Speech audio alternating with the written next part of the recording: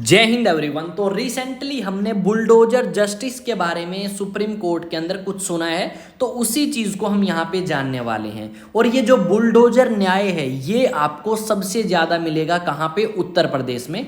तो इस वीडियो में हम जानने वाले हैं कि ये बुलडोजर जस्टिस या बुलडोजर न्याय का मामला है क्या, और सुप्रीम कोर्ट ने इस चीज़ को लेके क्या कहा है।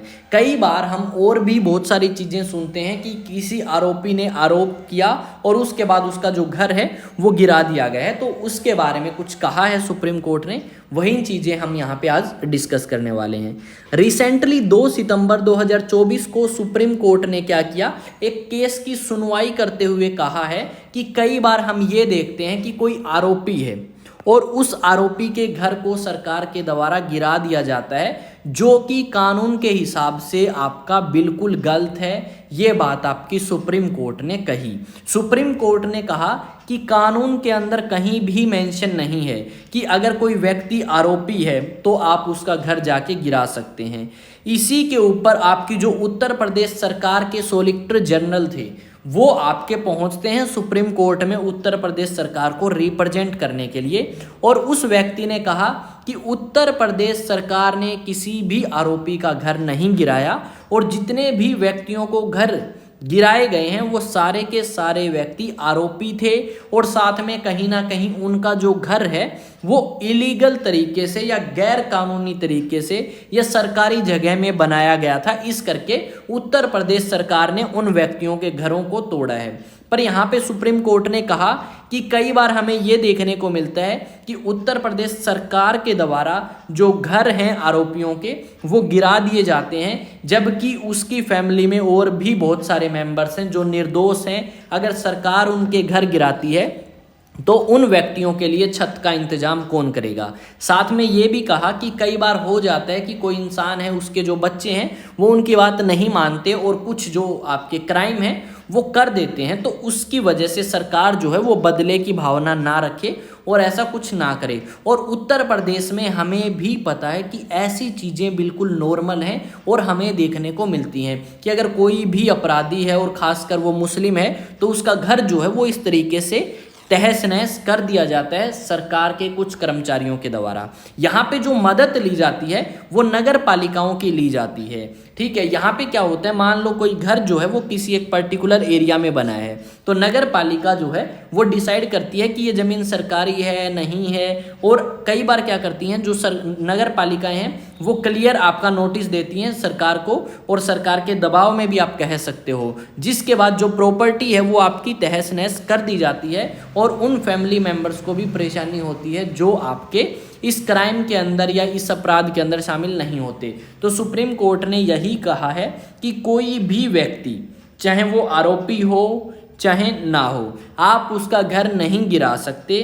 और घर अगर गिरा सकते हैं तो आप एक ही सिनेरियो में गिरा सकते हैं कि अगर उसका घर जो है वो गैर कानूनी रूप से बनाया गया हो या सरकारी ज़मीन के ऊपर बनाया गया हो, तो उसमें भी पहले आपको पूरा एक प्रोसेस अडोप्ट करना होगा, एक प्रक्रिया अडोप्ट करनी होगी, और उसके तहत ही आप फाइनल डिसीजन लोगे। साथ में आपका जो सुप्रीम कोर्ट है उन्होंने ये भी कहा है कि अगर हम कोई रूल बनाते हैं तो उस रूल को फॉलो किया जाए, या हम कुछ ऐसा ऑनलाइन प्रोवाइड करें तो वो आपका इतना फॉलो नहीं किया जाएगा। और ये मुद्दा सामने दोबारा तब आया जब आपके उदयपुर राज्य के अंदर एक व्यक्ति जो है उसका लड़का किसी दूसरे धर्म के लड़के को मार देता है। जब किसी दूसरे धर्म के लड़के को मारा गया तो उसके बाद क्या हुआ, कुछ दिनों बाद ही उसका घर जो है वो गिरा दिया गया। सेम काम हमें मध्य प्रदेश में भी देखने को मिलेगा कि कुछ व्यक्ति जो आपके आरोपी हैं उनके घर जो हैं कुछ दिनों बाद सरकार के या नगर पालिकाओं के बंदे जो आके हैं वो गिरा देते हैं। और इसी चीज़ को कहा गया है बुलडोजर जस्टिस की। अगर आपने क्राइम किया है तो आपका घर जो है वो बुलडोजर के तहत तोड़ दिया जाएगा या बुलडोजर के थ्रू तोड़ दिया जाएगा, और ये आपका बुलडोजर जस्टिस कहलाया। और साथ में सरकार ने काफ़ी विरोध इस चीज़ का सुप्रीम कोर्ट ने इस बुलडोजर न्याय का बिल्कुल बुरे तरीके से विरोध किया है कि सरकार को ऐसा कुछ नहीं करना चाहिए, और एक अच्छे तरीके से इन्वेस्टिगेशन करके इन मामलों को हल करना चाहिए। और ज़्यादा से ज़्यादा ये हो कि किसी भी व्यक्ति की प्रॉपर्टी का भी नुकसान ना हो, ना गवर्नमेंट और ना ही कानून का उल्लंघन हो। इस तरीके से केस को सोल्व किया जा सकता है। ये सारी की सारी बातें आपकी सुप्रीम कोर्ट के द्वारा कही गई हैं। अब हमारा टॉपिक था सुप्रीम कोर्ट, तो सुप्रीम कोर्ट से रिलेटेड कुछ एक क्वेश्चंस मैं आपसे यहाँ पे पूछ सकता हूँ। और क्वेश्चन जो हैं वो हमारे क्या होंगे कि सुप्रीम कोर्ट के अंदर जजेस कितने हैं, ठीक है, और इन जजेस की एज क्या है, जजेस की क्वालिफिकेशन क्या होनी चाहिए, सुप्रीम कोर्ट की स्थापना कब करी गई, ये सारे के सारे क्वेश्चंस के जवाब जो हैं वो आप मुझे कमेंट सेक्शन में देंगे। साथ में एक चीज़ और आप सभी के लिए, अगर आप मुझे अलग अलग सोशल मीडिया प्लेटफॉर्म्स पे फॉलो करना चाहते हैं तो फॉलो कर सकते हैं टेलीग्राम एग्जाम टॉक्स। साथ में अगर बात करें तो विकास तंवर 04 आपका सोशल मीडिया प्लेटफॉर्म इंस्टाग्राम पे मैं आपको मिलूंगा, वहाँ पे आपको रील्स मिल जाएंगी, जितनी भी आपकी इंपॉर्टेंट अपडेट होंगी वो भी मिलेंगी।